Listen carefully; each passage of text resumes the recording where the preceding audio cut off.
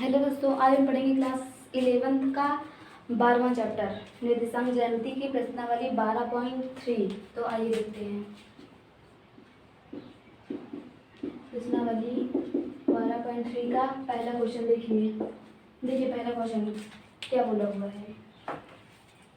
बिंदुओं इतने और इतने को मिलाने से बने रेखाखंड को अनुपात इतने में अंदर विभाजित और दूसरा बोला है 2:3 में बाहर विभाजित करने वाले बिंदु के निर्देशांक में। तो पहला देखो, ये एक बिंदु ए बी है और इसका निर्देशांक दिया हुआ है -2, 3, 5 और इसका दिया हुआ है 1, -4, 6 को मिलाने वाले 2:3 में। देखो एक बिंदु P है जो इसको 2:3 में अंतः विभाजित करता है और यही बिंदु बाह्य विभाजित करता है। तो आइए देखते हैं पहला अंतः विभाजित करने वाले बिंदु निर्देशांक। तो सूत्र क्या होता है, ये m है, ये n है, x1 y1 z1 है, x2 y2 z2। तो देखो यहाँ पे क्या होगा, m इंटू x2 कितना है 1 plus n 2 + 3 2 into y2 plus 3 into 3/2 + 3 और यहाँ क्या होगा 2 इंटू 6 प्लस 3 इंटू 5 2 + 5 2 + 3 यहाँ क्या होगा 2 - 3 दूनी 6 3 2 5 यहाँ क्या होगा 4 दूनी 8 प्लस 3 3 का 9 यहाँ 3 2 5 और यहाँ पे 6 दूनी 12 5 3 15 बटे 5 क्या आएगा यहाँ पे -4/5 यहाँ पे 1/5 और यहाँ पे 5 6 7 27/5। ये होगा P के निर्देशांक। अब देखो यही बिंदु इसको बाहर से विभाजित कर रहा है। यही बिंदु ए बी है जो इसको बाहर से P बिंदु विभाजित कर रहा है 2:3 में। 2:3 में ए वही है, बी वही है। तो देखो बाह्य विभाजन का क्या होता है, इससे भी यहाँ पे माइनस लग जाएगा बस। तो देखो मान लो ये बिंदु क्यों है, तो देखो क्यों के निर्देशांक, ये दूसरा वाला क्वेश्चन है। क्यों का निर्देशांक क्या हो जाएगा, ये m है, ये n है, ये x1 y1 z1 है, x2 y2 z2। तो क्या होगा m इंटू x2।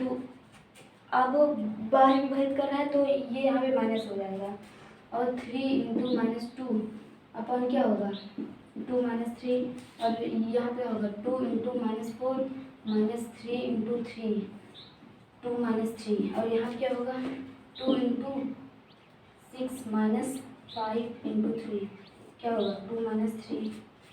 अब क्या होगा 2 प्लस 3 दूनी 6 -1 यहाँ -8 -9 -1 6 दूनी 12 -5 3 15 -1।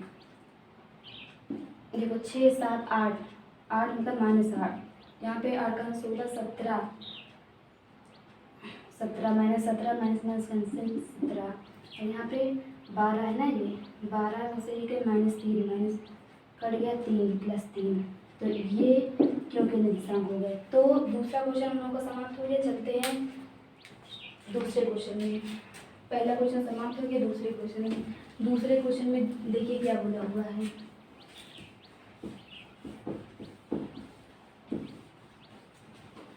दूसरा क्वेश्चन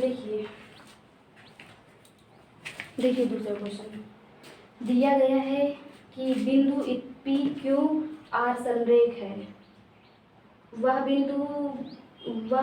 अनुपात ज्ञात कीजिए जो Q P R को विभाजित करता है। तो देखो दूसरा में देखिए क्या दिया हुआ है, एक ये P दिया हुआ है, ये R दिया हुआ है और ये Q दिया हुआ है। ये इसका निर्देशांक है 3, 2, -4, इसका है 5, 4, -6 और इसका है 9, 8, -10। अब ये तीनों संरेख हैं तो अनुपात ज्ञात करो जब ये इसको विभाजित करता है।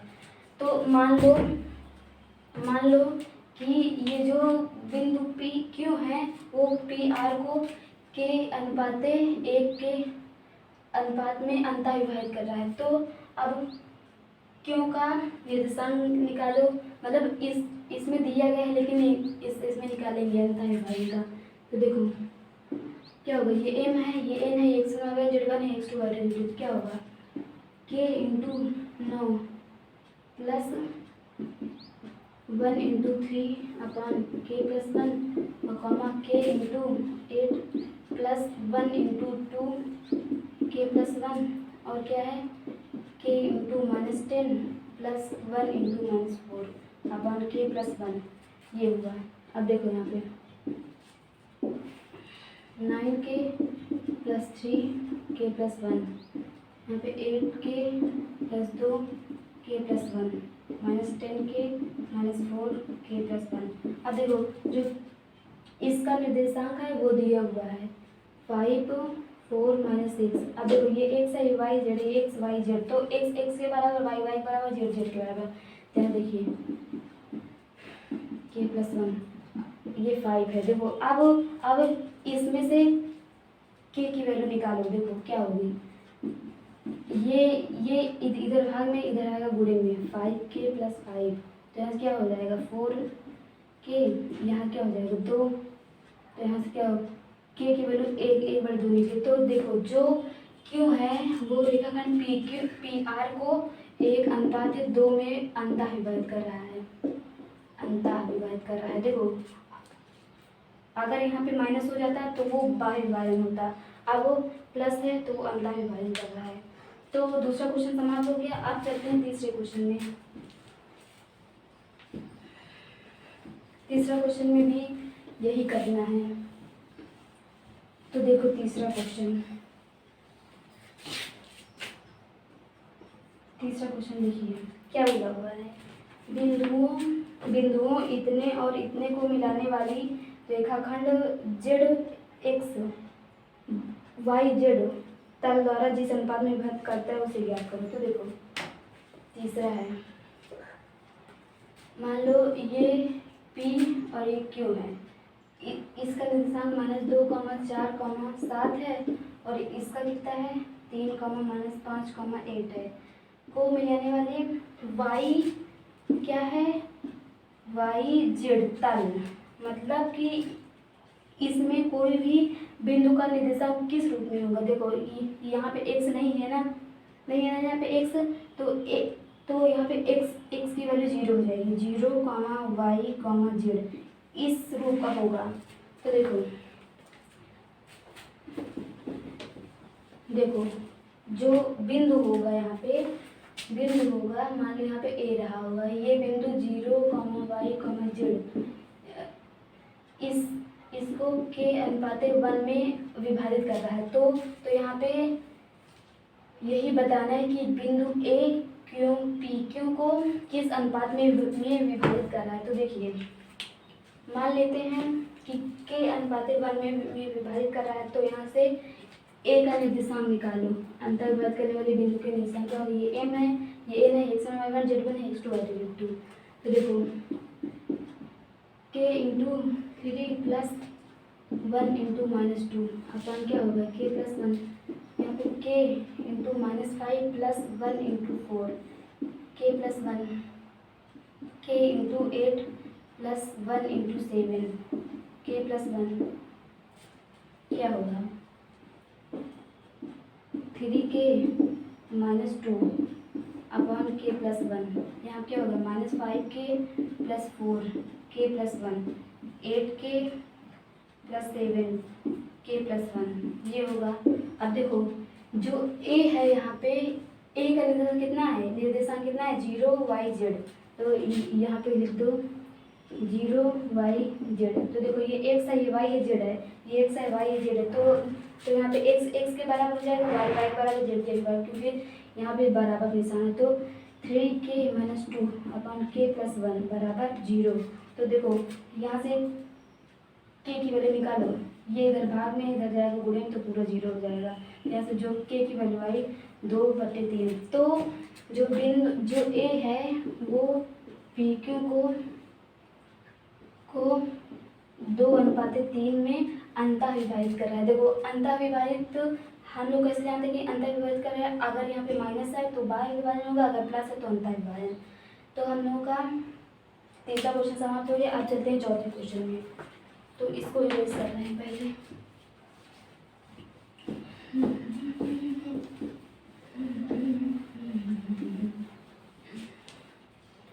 क्या है चौथा क्वेश्चन? इसमें देखो क्या दिया हुआ है,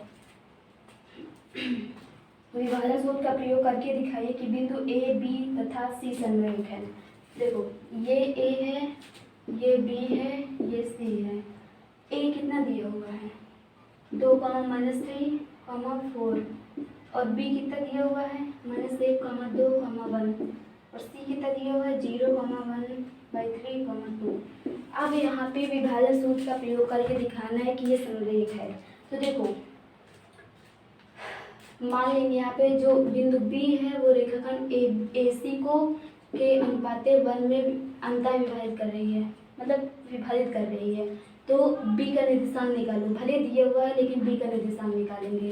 तो देखो क्या होगा, ये m है, ये n है, x1 y1 z1 है, x2 y2 z2। तो देखो k into 0 plus 1 into 2 upon k plus 1। जहाँ पे k मानो, जहाँ पे और कुछ मान लो, लेकिन हम इसको ही मान रहे हैं। तो देखो अब क्या होगा, k इंटू 3/1/3 1 इंटू -3 अपन क्या होगा k प्लस 1 और यहाँ क्या होगा k इंटू 2 प्लस 1 इंटू 4 अपन k प्लस 1। अब यहाँ देखो इसको सॉल्व करो, b ये यहाँ पे 0 हो जाएगा, ये यहाँ पे क्या हो जाएगा 0 हो जाएगा और यहाँ पे 2/k प्लस 1 हो जाएगा।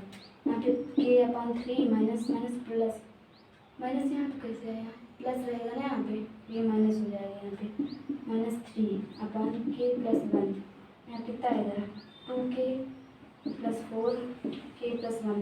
अब देखो b का निर्देशांक यहाँ पे दिया हुआ है पहले से ही -1 2 1 -1 2 1।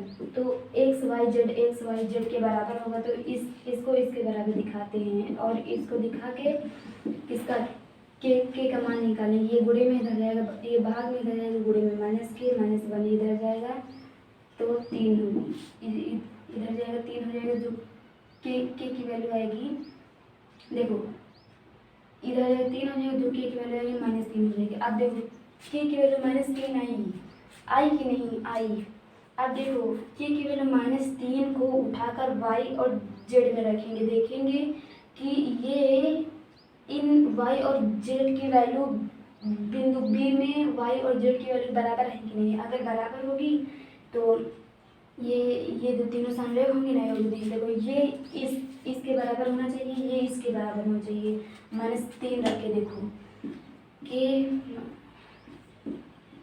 -3 k की वैल्यू -3 रखी, देखो -3/3 -3 प्लस 1। तो यहाँ देखो -4 आएगा, यहाँ पे -2, तो इसकी वैल्यू 2 आएगी। अब इसके काम गया 2k plus 4k plus 1। k की जगह पे -3 रखो, देखो -3 यहाँ पे रखो कितना आएगा देखो 2 इंटू 3 प्लस 4 -3 प्लस 1, यहाँ कितना आएगा 3 दूनी 6 -6 प्लस 4 -2, यहाँ पे -2 आएगा, -2 अपन -2 1। देखो ये 2 आया, ये 1 आया, यहाँ पे भी ये 2 है, ये 1 है। तो अब हम लोग यहाँ लिखेंगे अतः ए बी सी संरेख है। अगर देखो इसके बराबर ना आता, ये इसके बराबर, ये इसके बराबर ना आता तो ये बिंदु संरेख ना होता। अब ये इसके बराबर है तो ये बिंदु संरेख है। तो हम लोग का चौथा क्वेश्चन हो गया। आप चलते हैं पांचवें क्वेश्चन में। पांचवा क्वेश्चन में देखो क्या बोला हुआ है।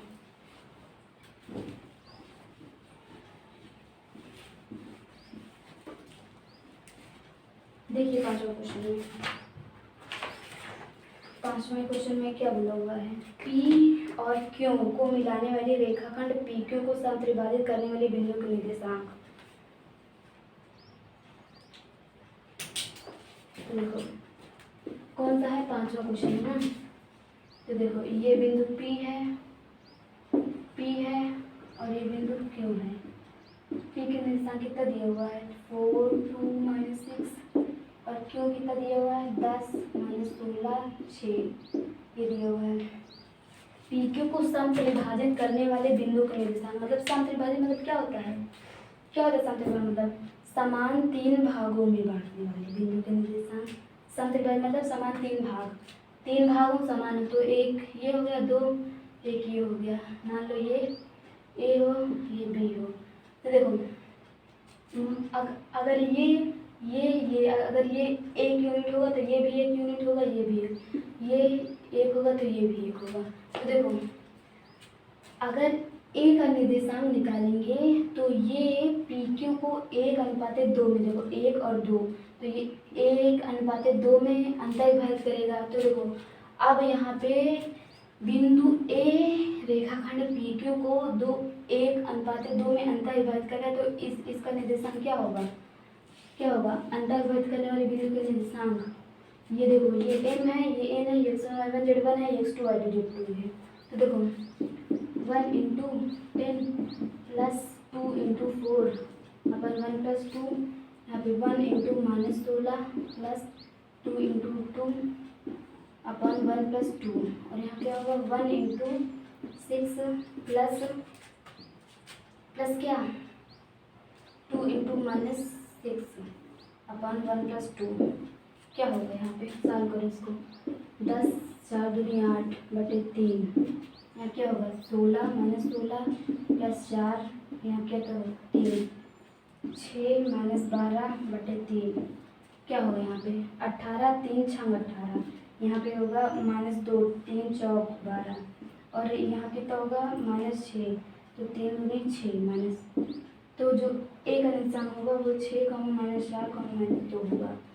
अब चलते हैं देखो अब यहाँ पे जो बिंदु बी के निर्देशांक निकालेंगे तो ये इसको 2:1 के अनुपात में विभाजित कर देखो ये 1 1 2 हो गया ये 1 हो गया। तो देखो बिंदु बी रेखाखंड पी क्यू को 2:1 में अंतर्विभाजित कर रही है तो बिंदु बी के निर्देशांक क्या होंगे बी का निर्देशांक क्या होगा यहाँ पे ये m है ये n है ये x1 y1 z1 है x2 y2 z2 तो क्या होगा यहाँ पे 2 × 10 + 1 × 4 अपन 2 + 1 2 × -16 + 1 × 2 अपन 2 + 1 और यहाँ क्या होगा 2 × 6 + 1 × -6 क्या होगा यहाँ पे 2 + 1 यहाँ क्या होगा 20 -4 बटे 3 यहाँ क्या होगा -16 दूनी 32 + 2 अपन 3 6 दूनी 12 -6 बटे 3 तो देखो 24 3 8 24 3 8 24 यहाँ पे -30 मतलब -10 6 3 दूनी 6 तो देखो जो बिंदु बी का निर्देशांक होगा वो 18, -10, -2 होगा ये होगा। तो हम लोगों की प्रश्नावली 12.3 समाप्त हो गई। कल हम लोग पढ़ेंगे प्रश्नावली 12.4 12.4। तो आज के लिए बस इतना ही। Thank you so much.